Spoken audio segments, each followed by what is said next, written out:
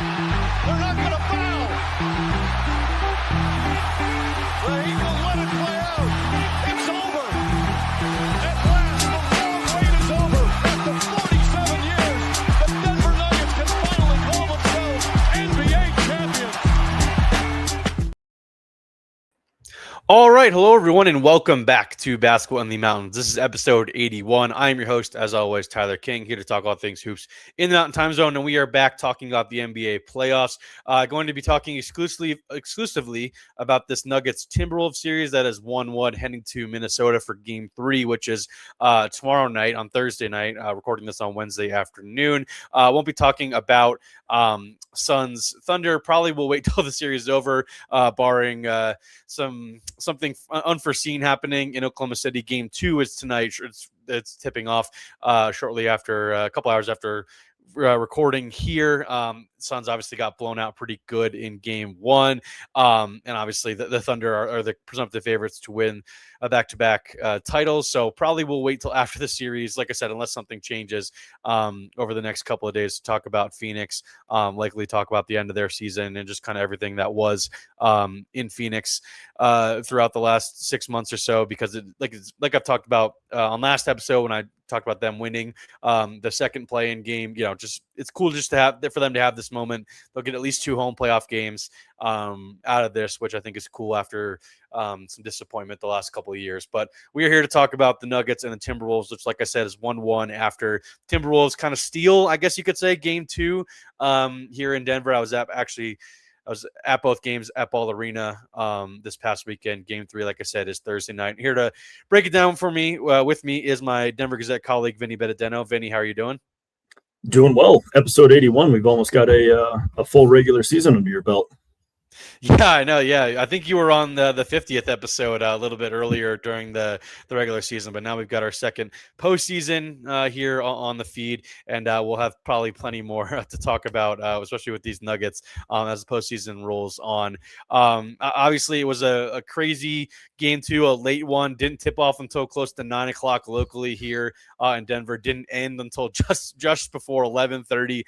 You and I were both scrambling for our deadlines in the Denver Gazette, but now we've had a couple days here to kind of reset and kind of look at the series as a whole through 2 games. Just kind of where are you viewing things after, it's different than last time where it's not 2-0 Minnesota like it was 2 years ago, but Nuggets probably not feeling the greatest after maybe feeling like they let one slip away, or let a chance to go up 2-0 slip away after being up 19 points in the first half. I mean, that first half lead evaporated in a second, and then they didn't play well in the clutch, and just kind of, it felt eerily similar to that Game 7 a couple years ago where the Wolves were just kind of taking over the game late and pulled one out in front of the Ball Arena crowd. Yeah, and I think that's just kind of going to be the way this series is that, Game 1, Minnesota leads by double digits in the first quarter, and not by 19 by any means, but, it looked pretty comfortable in Minnesota's favor in Game 1. Nuggets are able to come back. So unless one of these games is like a 30-point margin, before the fourth quarter starts, it does just feel like, nothing's going to come easy in this series. And really, I was thinking about this a bit today. It's like, there's a lot on the line in this series for both teams in terms of whichever one exits in the first round. I think that would produce some real conversations for whoever it is about what direction they move in going forward. Yeah, it will be fascinating for either side, especially considering now it seems like with the Victor Wembanyama injury or concussion in the other series, the winner of this series gets likely the Spurs. Although that could change with the Wemby injury and them losing last night in San Antonio. That's at least bare minimum. It feels like it's going to be maybe a longer series than anticipated between them and Portland. So if that's the one silver lining for whoever comes out of this series, it's that the Spurs might not be as fresh as anticipated. Although Wemby might have some fresher legs. If he does have to miss a couple of games here with the concussion. I think he'll miss at least one game just based off NBA rules. But I mean, this Nuggets-Wolves series is as spicy as maybe we expected, if you will, after some of the comments after Game 2 with Jaden McDaniels. I was in the Wolves locker room, but I was talking to Dante DiVincenzo at the time when Jaden McDaniels called every Nuggets player a bad defender. I mean, he singled out a handful of guys, including Aaron Gordon, which was strange, but obviously Nikola Jokic, Jamal Murray. I think he singled out Cam Johnson as well. You were at Nuggets practice earlier today before they headed out to Minnesota this afternoon for their flight for Game 3. Just what was the overall takeaway from that? The comments from Jaden McDaniels, which really kind of amps up the intensity, I think, in this series, and just kind of the animosity between two sides. Like, there's not a lot of love lost regardless, but this is certainly taking it to a different level, it feels like. Yeah, it definitely felt like Nuggets PR had conversations with the three people we heard from today, Coach David Adelman, Christian Brown, and Cam Johnson, about not really adding any fuel to the fire, but if you spend enough time around these guys, you could tell that those comments, got under their skin a little bit. When David Adelman was asked about it, he said it's kind of crazy, how lazy some of us have gotten with our media consumption, and then sprung a pop quiz on us and asked the media what Denver's defensive rating was through 2 games, and it is 109, and that ranks 6th among the playoff teams so far. So significantly better than their regular season defensive rating. Yes. Yeah, and so I mean, his rebuttal was kind of like, if we're a team full of bad defenders, we're not necessarily playing like it. So I do certainly think it's going to add a little bit of spice to the remainder of the series, but the Nuggets were doing just about everything they could not to add anything to it verbally. It doesn't feel, I mean, Jaden McDaniels is going to say whatever Jaden McDaniels would like to say, but it doesn't feel like defense has been the Nuggets' issue in the first 2 games. I thought they played pretty well defensively in Game 1 in particular. Maybe you could have some quibble with some of the defensive stuff in the second half of Game 2, maybe a little bit in Game 4, but it didn't really feel like that was kind of what hurt Denver. It felt like just the Jokic-Murray pick and roll not being as effective in the final 4 or 5 minutes of that game was really kind of what did them in. I mean, Ant had 30 points, but it took 25 shots. Julius Randle, I thought, played much better in Game 2, especially offensively for Minnesota.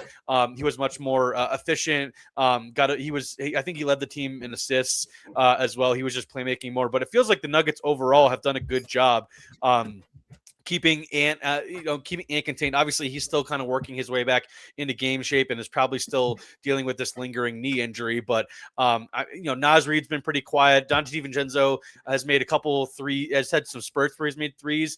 But Jaden McDaniels hasn't really got going outside of the first quarter of Game 1. But I mean, I'm sure you would agree that it feels like the Nuggets overall defensively have done a solid job through 2 games.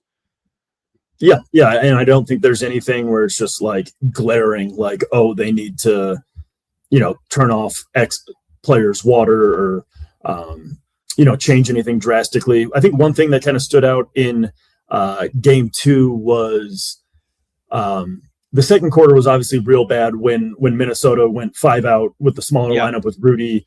And, David Adelman said, they tried a few different things, like zone didn't really work, playing it, kind of straight up didn't work. But he liked the way when Rudy was again in foul trouble in the third quarter, they did some cross matching, and DA was pretty pleased with the results that yielded.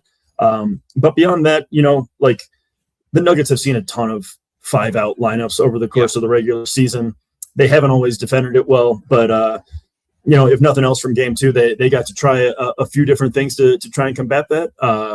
But I mean, the way the series is going and the way Rudy's defended Joker so far, it doesn't feel like Minnesota necessarily like has to go to that 5-out lineup unless he gets unless Rudy's in foul trouble again, and then that feels like the obvious direction they'll go. Yeah, Minnesota has shown some lineup versatility throughout these first 2 games, particularly in Game 2, like you mentioned. That was one of the things that did stand out to me with that kind of 5-out lineup, where it's Ant Randall doing the majority of the playmaking with, I think it was DiVincenzo, Naz Reid, and then Ayo Dosunmu or Bones Highland, mostly Ayo Dosunmu or Jaden McDaniels kind of surrounding those 2 guys, where you're kind of trying to get Ant and Julius Randle into advantageous one-on-one matchups where they can create off the dribble and either create for themselves or create open looks from 3, which they were doing in that second quarter. But like you mentioned, part of the other interesting thing with this series is Rudy Gobert. I talked about this in the lead up to the series on the pod, that he kind of has to guard Nikola Jokic straight up at this point. It reminds me a little bit of the when he was back on Utah in the bubble, when they faced off in the first round. This was back before Joker was even a one-time MVP, but I mean, that was kind of a one-on-one matchup. The last 2 times with Minnesota, he's had Cat to kind of take the brunt of that matchup where he can play that free safety role. Randall has done a decent job at times. Same with Naz Reid, but not to great success so far in the series. But it's been kind of Rudy one-on-one, and we saw that mostly in the fourth quarter of Game 2, where Joker goes 1 for 7 from the field with Rudy as the primary defender. I think on all 7 of those shot attempts, and the only shot Joker made was, I think, the poster dunk in the final minute or the final 2 minutes, and that was the last shot he took in the game. He obviously passed up the floater that could have tied it late. Just how interesting is this Rudy Gobert subplot to you, where he gets snubbed for Defensive Player of the Year finalist? He's kind of joking in the locker room after the game that he got lucky because only a top 3 defender could kind of put up this performance against Jokic, and he's not that. So he only had 2 points in the game and still a -4. But he played some great defense on the stretch on Joker, and that was kind of what swung the game, to be honest. And we'll see if that can hold up in Game 3. Yeah, it's interesting because I mean, if you just isolate these 2 games, Rudy has, I don't know if the matchup is too strong, but he has effectively limited Joker's offense to a point where he's giving Minnesota a chance to win. If you look at the larger sample size over the one-on-one matchups for the last 5 or 6 years, it's not great. It's a pretty loud Joker win. There's a reason Minnesota went to Cat one-on-one, and that's been kind of the MO again for teams that have that capability defensively. That's been the MO, is put somebody else, that's just a bigger body on Joker, and then have your really best defender kind of roam and play free safety. That's not a Minnesota only tactic, but yeah, go ahead. So yeah, I mean, I just maybe I'm biased, not in that I'm a Nuggets fan, but I have just seen so much of Joker in the last 5 or however many years I've been doing this that I have to think at some point he's going to have one of these games where he beats Rudy pretty soundly. He's 3 for 14 from 3 through 2 games. I think that's something that is probably going to come back around unless, whether it's, he's been wearing the arm sleeve. If the elbow's really a problem, maybe he tries to, I don't know if he's really going to be able to ditch the 3-point shot just the way Minnesota has been defending him. One of the things I was going to mention, because you mentioned this as well with Joker's 3-point shot, obviously being 3 of 14, I think it is through the first 2 games. It does kind of remind me of the series from 2 years ago when Joker's wrist was bothering him, and that was a big factor in that series, his inability to knock down threes. Like you mentioned as well, it seems like Minnesota is very, very comfortable just kind of leaving Joker at the top of the key and kind of daring him to shoot. It feels like, I would say, at least half, probably more of those 14 threes that Joker's taken so far in the series have been pretty wide open. So maybe that's just the one area of concern where the Nuggets try to use Joker less as a pick and pop option and try to get him on the short roll and try to get his floater game going, which is something we've seen him do many, many times over the last couple of years, and that's worked well. But other than that, are there any other kind of offensive adjustments you think Denver can make here?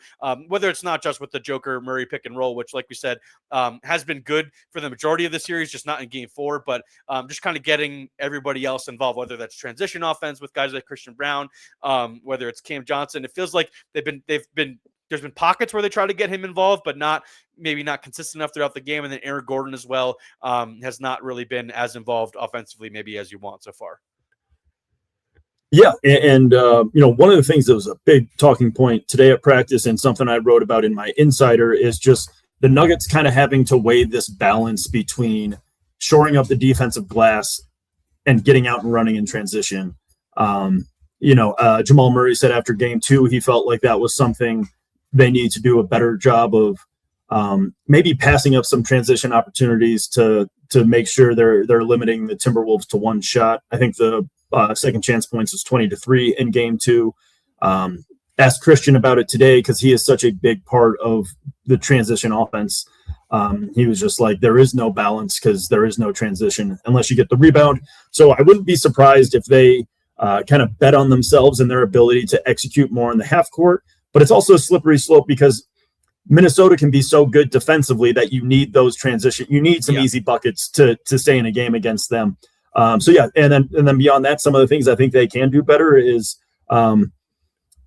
maybe do a little bit of matchup hunting and trying to, see if Cam Johnson can get some stuff going in a 2-man game, or, if we really believe in Aaron Gordon as a jump shooter, which I have gotten to that point, I think you just got to stick with it to a certain point. Like the 3-point shooting as a whole was bad in game 1, certainly better in game 2, but they still finished, a few percentage points under what they shot over the course of the season.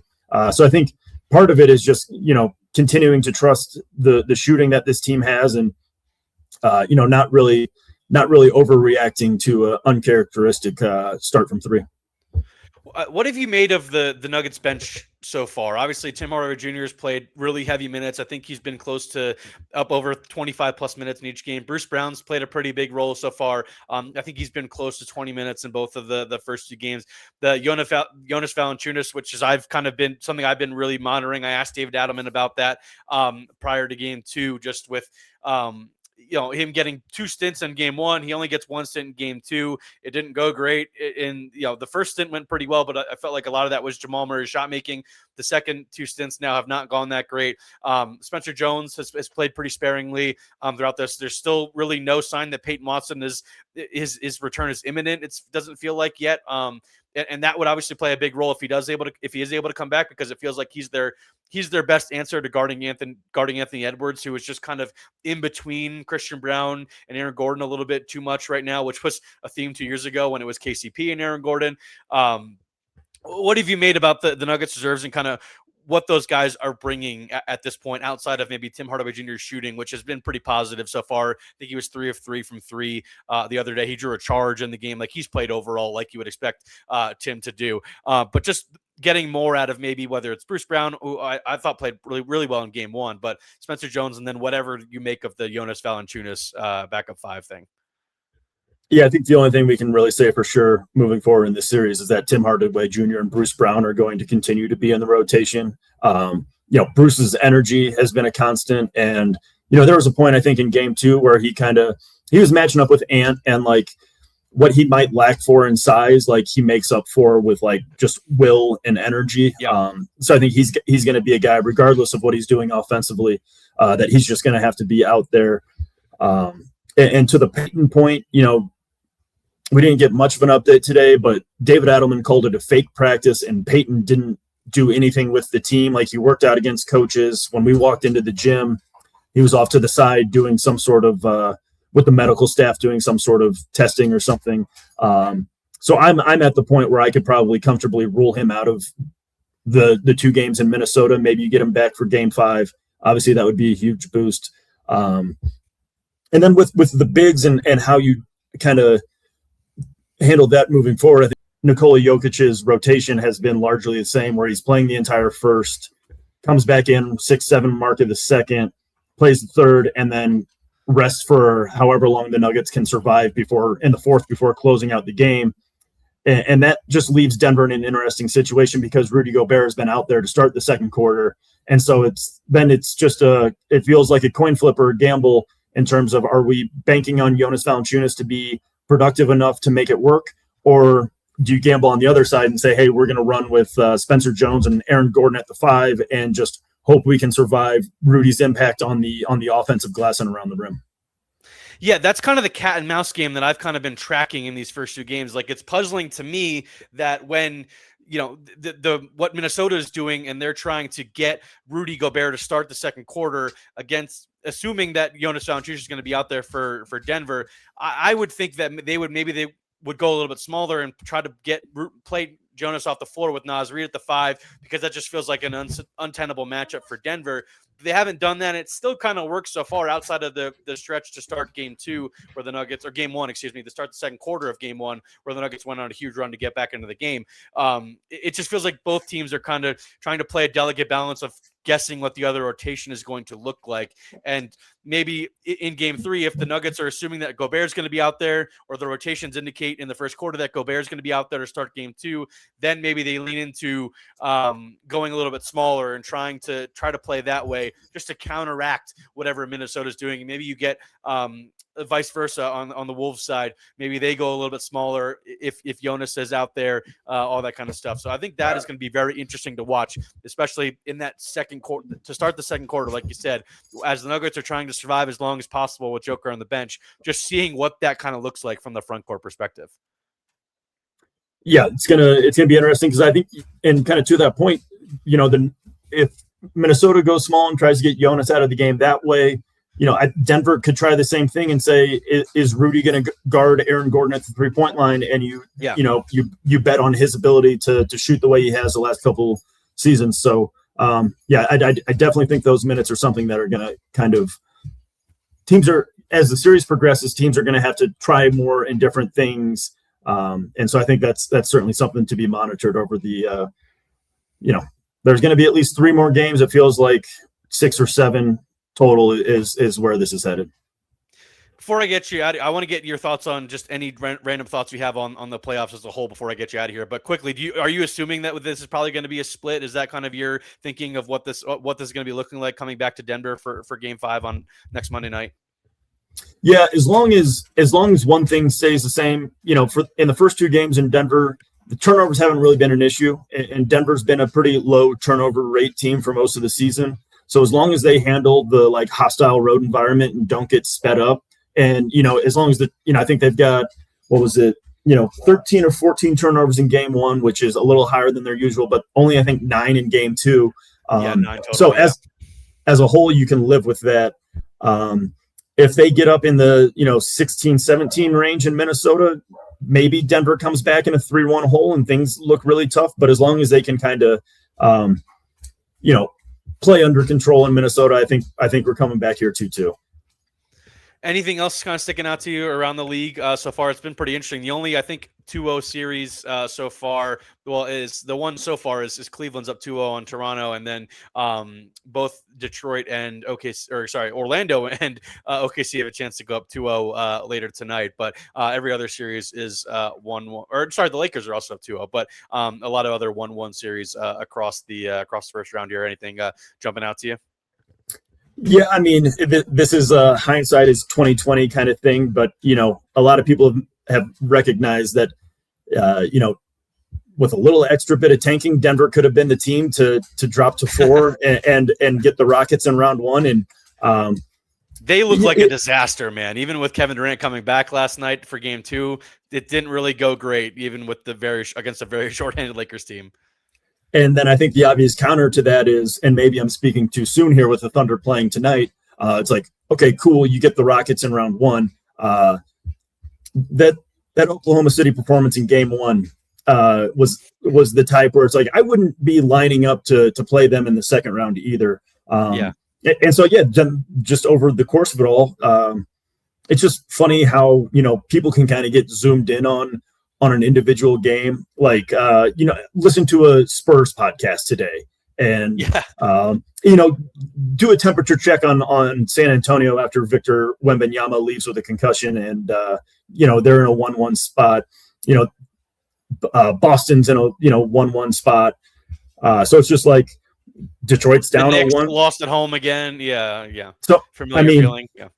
It's just these are the playoffs, and Cam Johnson said today it's easy not to overreact, because from the players' perspective, no one is going outside of maybe Oklahoma City. No one is going into this postseason being like, oh, we're just going to win 16 in a row and cruise through the postseason. So, I certainly overreact when my favorite teams underachieve, and I get it. But it's just I think the playoffs as a whole this year have been a good reminder that this is easy for a very select amount of teams in NBA history. Maybe the Thunder are one of them this year. But beyond that, it looks like it should be a pretty wide open postseason.